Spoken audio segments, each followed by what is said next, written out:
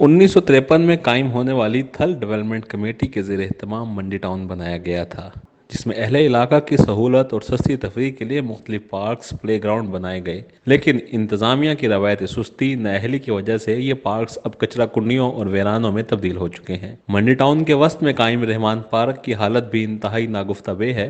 شہریوں کا کہنا ہے کہ انتظامیہ نے پارک کو کچرا کنڈی میں تبدیل کر دیا ہے اور علاقے کا گند یہاں لا کر اکٹھا کر دیا ہے۔ منڈی ٹاؤن کا یہ پلے گراؤنڈ اب بھی ایسے کھنڈرات اور جنگلات کا منظر پیش کر رہا ہے۔ یہاں پر بچے کھیلنے کے لیے نہیں آتے۔